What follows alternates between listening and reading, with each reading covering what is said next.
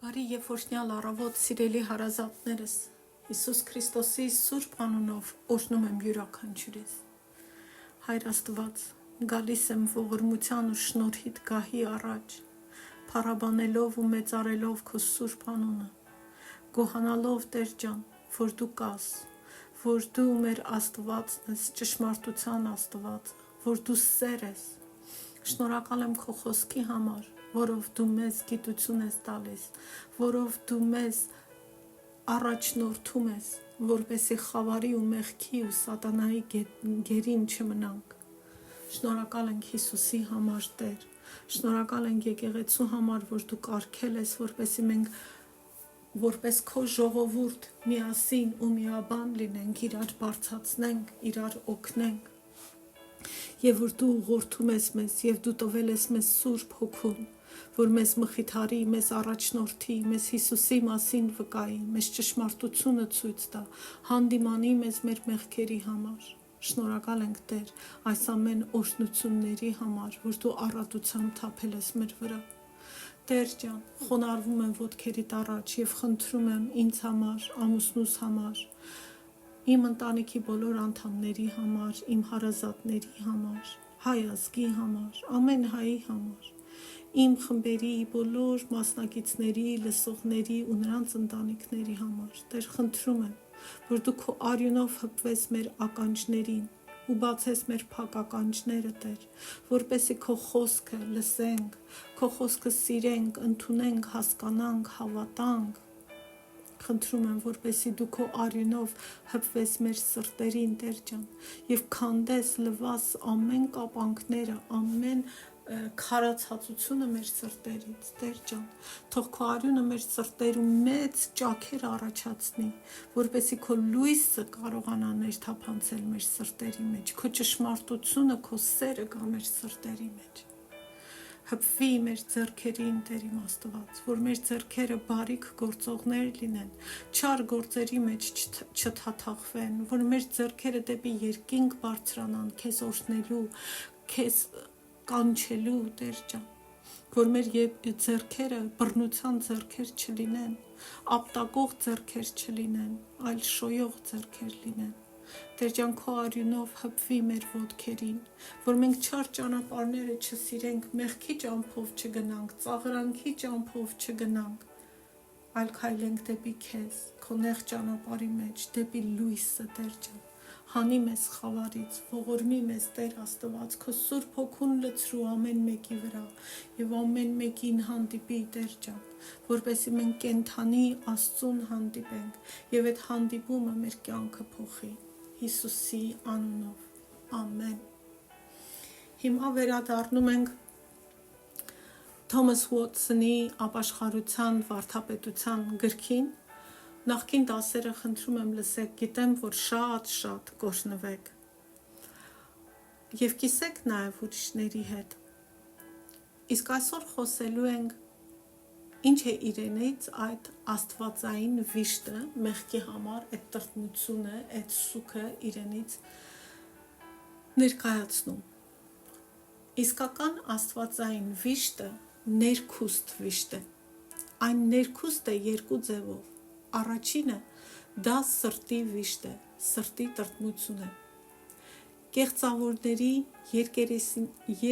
երեսանիների վիշտը նրանց դեմքերին է, արդակուստ է, ձևական է։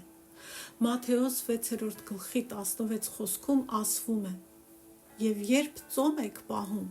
տրտմերես մի եղեք կեղծավորների պես, որոնք իրենց երեսը խոժոռում են, որպեսզի մարդկանց ցույց տան, թե ծոմ են պահում»։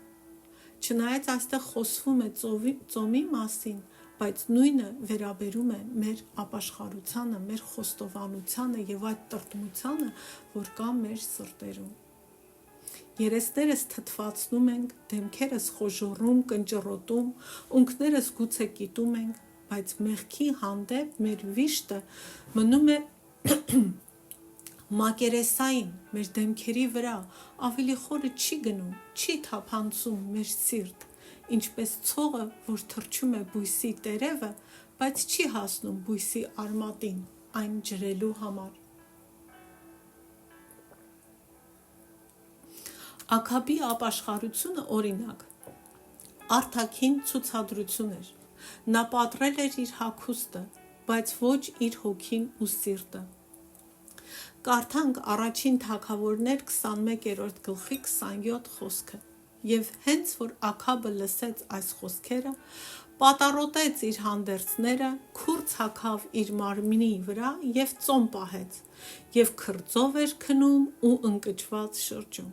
Բայց որոշ ժամանակ անց Աքաբը նորից մեղք է գործում Աստծո դեմ, ու 22 գլխում կարդում ենք Աքաբի մահվան մասին, ու որ շները լակեցին Աքաբի արյունը։ Աստվածային վիշտը խորն է, ինչպես մեր երակներն ու աորտաներն են խորը։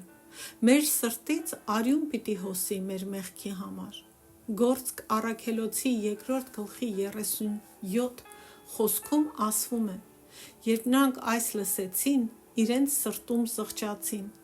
եւ Պետրոսին ու մյուս առաքելներին ասացին. Ինչ պիտի անենք, եղբայրներ։ Պետրոսը նրանց ասաց. ապաշխարեք եւ ձեզանից յուրաքանչյուրը մեղքերի թողության համար թող Հիսուս Քրիստոսի անունով մկրտվի, եւ դուք Սուրբ Հոգու պարգևը պիտի ստանաք։ Քանի որ սիրտը կարևոր դեր է խաղում մեղքի մեջ, մենք մեր սիրտով ենք, մեր սիրտն է դրդում մեզ մեղքի։ Մեղքերը սկսվում են մեր սրտից։ Դրա համար էլ սիրտը նույնպես պետք է նշանավոր ու կարևոր տեղ զբաղեցնի մեղքի համար մեր վշտի տրտմության գործում։ Երկրորդ ձևը, որ աստվածային վիշտը դա ներքուստ վիշտ է, այն է, որ դա սրտով գործած մեղքերի համար վիշտ է։ Այն, որ մեր սրտում մեղքի սերմն անգամ կա, աճել ու մեծացել է մեր մեջ։ Ճշմարիտ սգացողը զղջում է ու լաց է լինում հպարտության և ցանկասիրության, փառասիրության, նախանձի և այլն նման բաների համար, որոնք սրտի մեղքերն են, անգամ թույլ ցանկությունների ու զգացմունքների համար, որ կա մեր սրտում։ Իսկապես ապաշխարողը վշտանում է, որ իր մեջ դառնության արմատ կա։ Նա նույնիսկ եթե սրանք երբեք չեն ծաղկել ու չարիք չեն գործել, բայց նման բան կա մեր մեջ։ Ասենք ես մեկին նախանձում եմ, նախանձի զգացմունքը մեջս կա, բայց ես չեմ գնում նախանձից դրդված իրեն վնաս տալիս։ Ես միևնույնն է, չնայած նախանձի մեղքը պտուղ չի տվել,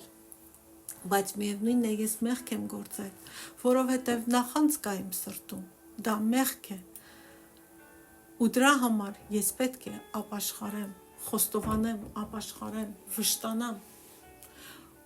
Ուզում ես բամբասել, բայց չես անում, ապրես, բայց այն, որ քո մեջ այդ ցանկությունը կա, արդեն մեղք է, ու պետք է դրա համար վշտանաս, ամաչես, խոստովանես, ապաշխարես։ Չար ու անիրավ մարդը անհանգստանում է, երբ սկանդալային ինչ-որ մեղք է գործում, երբ բոլորը այդ մասին գիտեն, իսկ իրական ապաշխարող մարդը ողբում է իր սրտի մեղքերի համար, որոնց մասին ոչ մեկ չգիտի, որ չար բաներ է մտածում, չար բաներ է զգում, չար բաներ է փափագում, իր սրտում ցանկանում ու ձգտում։ Կարդանք Հիսուսի խոսքերը այս մասին Մարկոս ավետարանի 7-րդ գլխի 20-ից 21 խոսքերում։ Նա նաև ասաց,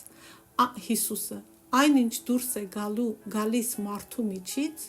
դա է պղծում մարդուն, որովհետև մարդկանց սրտի միջից դուրս են գալիս չար մտքեր, պոռնկություն, գողություններ, սպանություններ, շնություններ, ագահություն, չարություններ, նենգություն, գիջություն, շատակերություն, նախանձ, հայհոյություն, ամբարտավանություն, անզգամություն։ Հիսուսն ասում է, այս ամենը դուրս է գալիս մեր սրտից։ Այս բոլոր չարիքները ներսից են դուրս գալիս ու պղծում մարդուն, ասում է Հիսուս Քրիստոսը։ Իսկ հիմա ես ձեզ հետ կիսեմ իմ անձնական հասկացողությունները։ Ուրեմն սիրելիս, եթե բռնություն ֆիլմ ես նայում, որտեղ արյուն են թափում, մարդ են սպանում,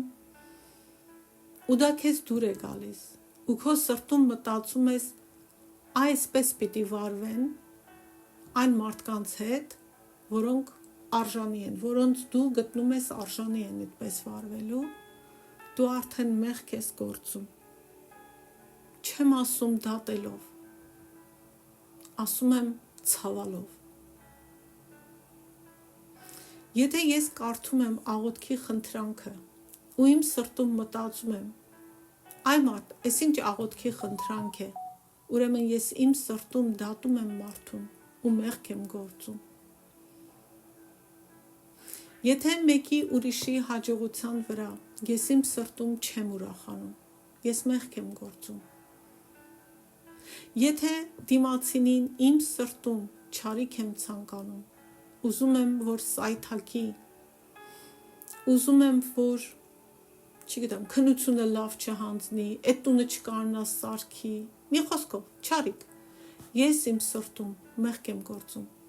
Ամենևին կարիք չկա, որ գնամ վատություն անեմ, իմ սրտում արդեն արել եմ։